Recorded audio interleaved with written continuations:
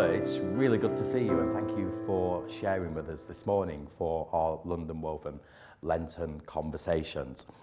I want to ask you, what was lockdown like for you personally? Lockdown for me was tough, really tough. The isolation was difficult to take. I have 6 grandchildren, Sure. and the youngest at the time was about 18 months. And he just couldn't understand why I would not let him into the home, give grandpa a hug. And that was really hard and difficult. To add to all this, at the beginning of the first lockdown, I had a medical issue and that needed surgery. And for the 13 weeks, I was stuck at home, concerned that I was not able to get this surgery that I needed. It had an impact on me and the people around me, Sure. all very concerned for what was happening to Dad, what was happening to Granddad. And we couldn't get anywhere near a hospital or a doctor to attend to that particular need. And you're a member of the Southwark and Deptford circuit here in London, and a very active member of Peckham Methodist Church. How was lockdown in that sense? There were many issues, but the issue of not being able to have fellowship with fellow believers, to be able to sing. I'm not a great singer, as you well know, but nevertheless, it doesn't stop me from singing. It doesn't stop me from listening to other people singing. So not being able to go into church, worship with others, and have the fellowship that we take for granted. Sure. We have a cup of coffee or tea after service, and we do that because that's what we do. But when you don't do it, and when you're not able to do it, that's when it hits you. You understand the value, and the value of the fellowship, and value of praying together. And was that one of the things that you missed most during that period? That was certainly among the top 5-10 issues. But what we did do was we formed our own prayer system. You still manage to do that through the technology. So almost the church community was replaced by a family community. Sure. From members from Toronto, New York, London, the Netherlands, and on some occasions, a family from Sri Lanka joined this group of prayers. Okay. So that was a great blessing.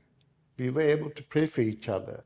While we were not able to hold each other's hand, we were virtually there together, praying to God and seeking His wisdom and solace. In many senses, what you're describing is that you gained a new worshipping community.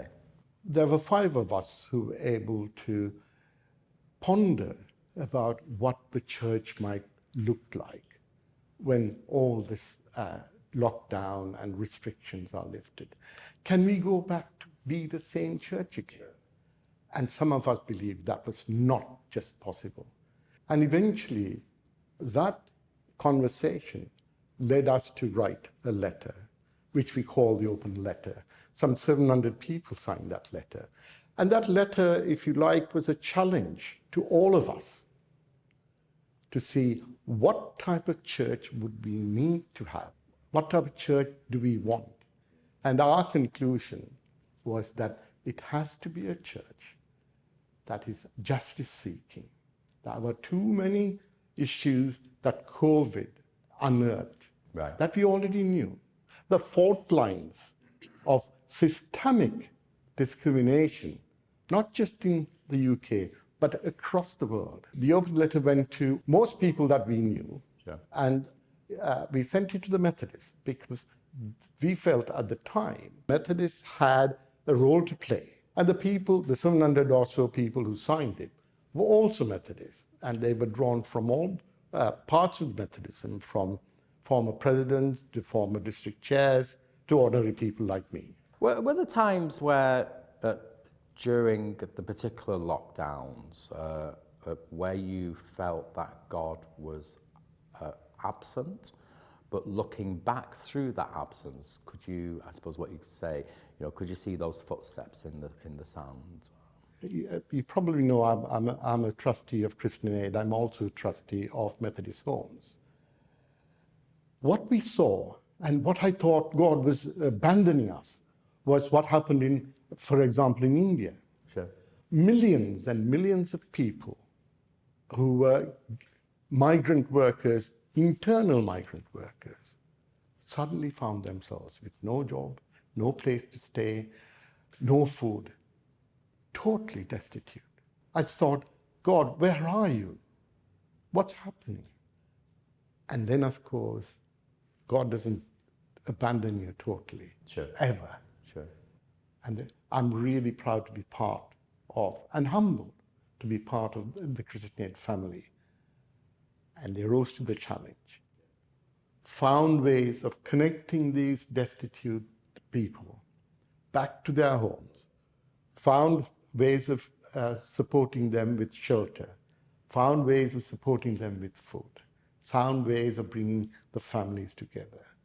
And that is, if you like, where you see God at work.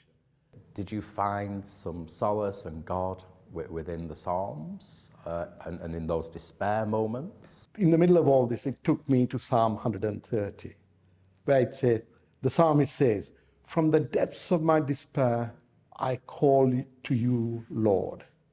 Hear my cry, O Lord. Listen to my call for help. And that help does come. Right. The Psalms also talk about protection. And I'm reminded of the time when I was in Brazil on a Christian Aid visit, where I walked into this woman's home, and she was reading Psalm 91. I didn't understand a word of it because it was in Portuguese. But the reason she was reading it was that she was a civil rights activist, and she was campaigning against the atrocities perpetrated by the hydroelectric dam companies. Sure. And they were threatening her. On one day when she came home, there was a knife on her bed, a warning, keep off. So she was reading 91, and I'm going to read just the first verse for you. Whoever goes to the Lord for safety, whoever remains under the protection of the Almighty, can say to him, you are my defender and protector.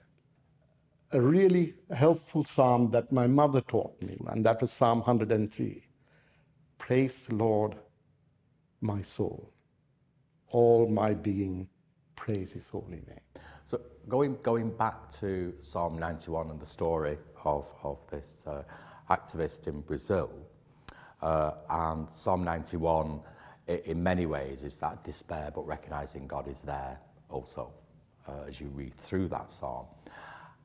How then did you reconnect from that despair of your own personal isolation, not being able to worship in the way that you had done before? What was it like to reconnect again?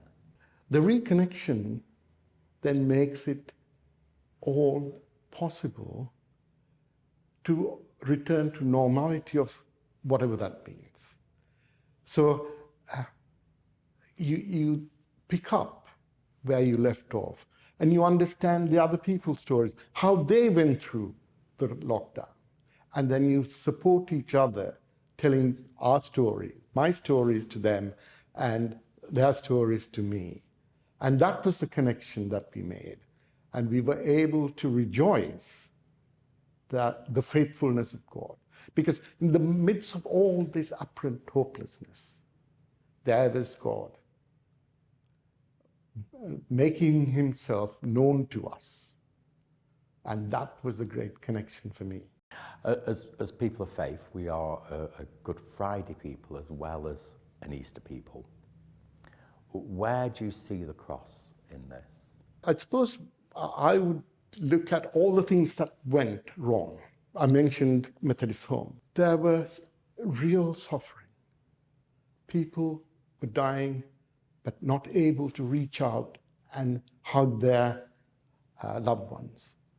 The hospitals, again, had people.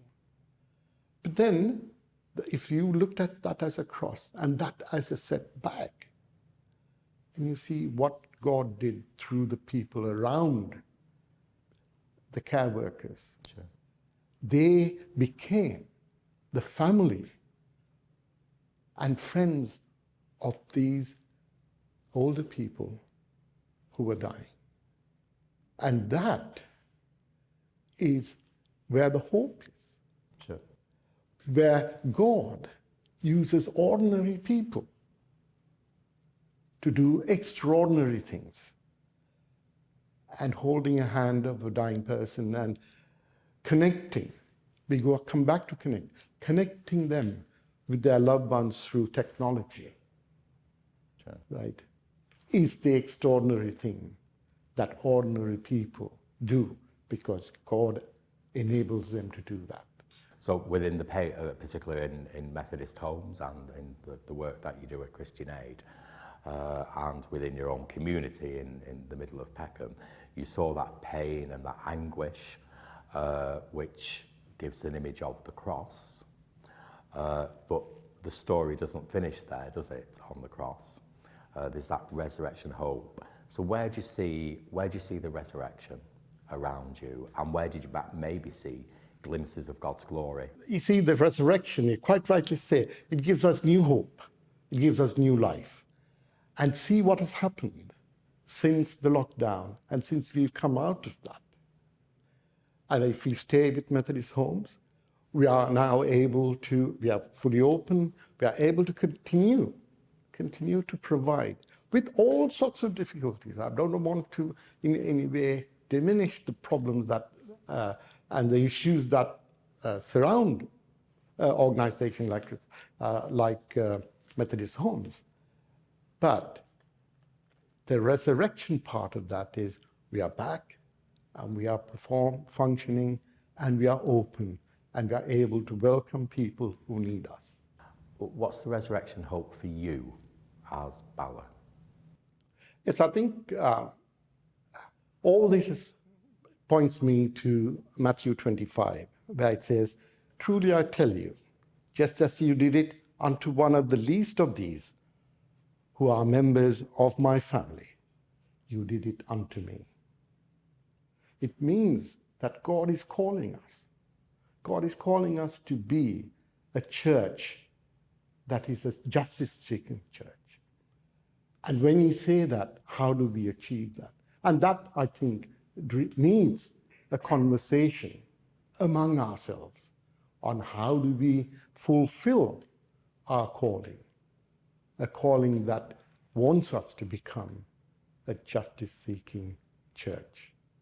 And a calling which enables us to live within the resurrection.